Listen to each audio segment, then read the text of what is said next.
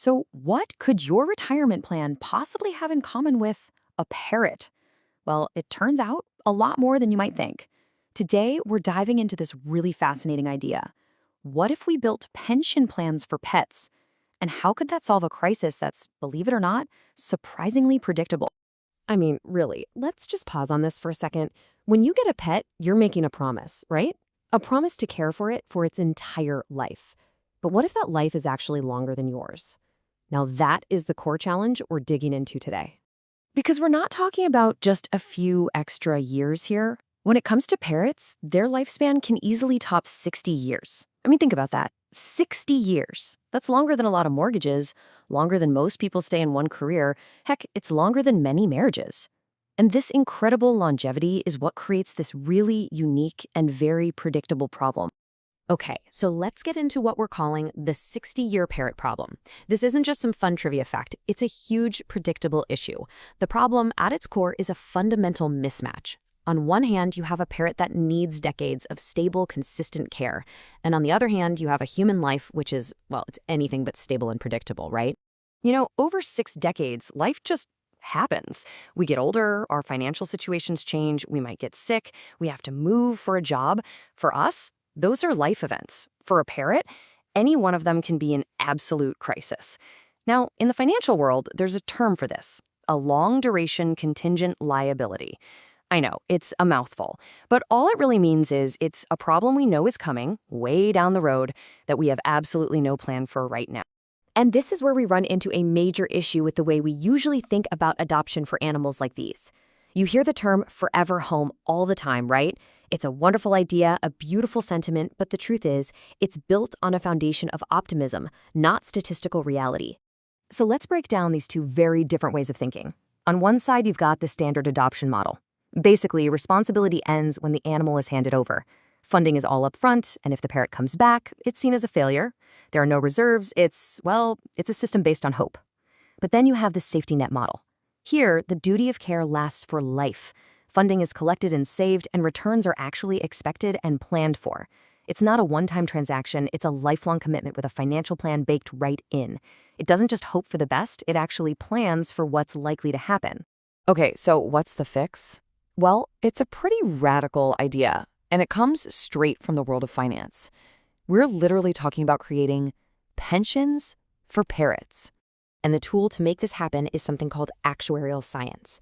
This is the exact same math that insurance companies use to make sure they'll have the money to pay out a claim 30 years from now, or that a pension fund will still be solvent when you retire. It's all about replacing vague hope with a solid mathematical guarantee. And I love this quote. Actuarial science replaces optimism with probability. This really gets to the core of it. It's a huge mental shift. You stop asking, gosh, I hope this one parrot will be okay, and you start asking a much bigger, much more powerful question.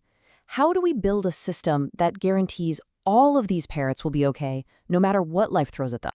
So instead of just crossing your fingers, you start asking these tough but necessary data-driven questions.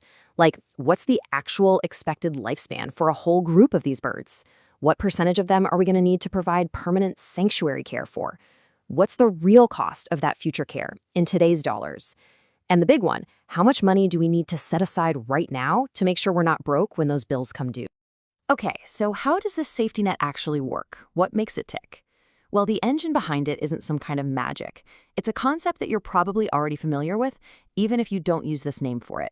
It's all about pooling risk. The easiest way to think about it is like any kind of insurance you have. A whole bunch of people, in this case owners, all contribute a predictable, manageable amount of money. That money goes into one big pot, a central reserve, that can then be used to pay for the really expensive, rare events that will only happen to a small number of the group. The process itself is actually pretty straightforward, but it's so powerful. You have many owners contributing to a central pool. That creates a professionally managed reserve fund.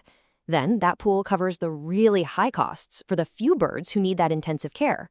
And the end result? The entire group of birds is financially secure for life. It's a true safety net, built on the power of the group. Now, this is a really crucial point.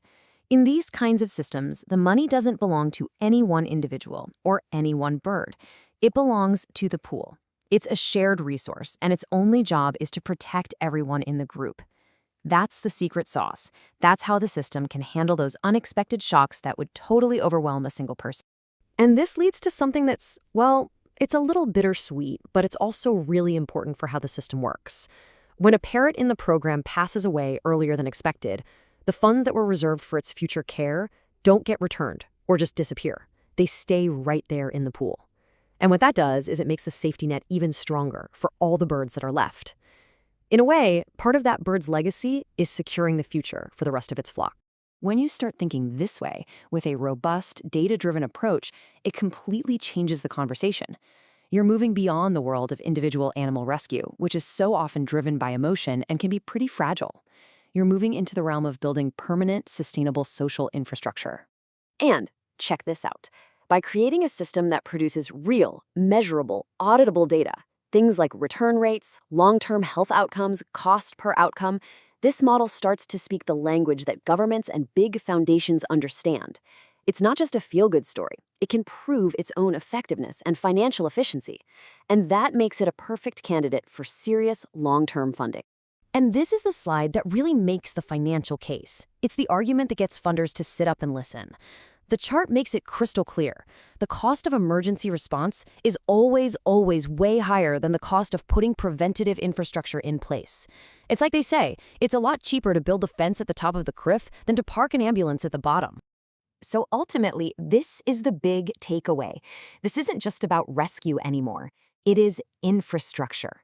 It's a fundamental shift away from a fragile, case-by-case, crisis-driven model and toward a permanent, professionally managed, and financially solid piece of social infrastructure, one that's designed to solve this problem for good.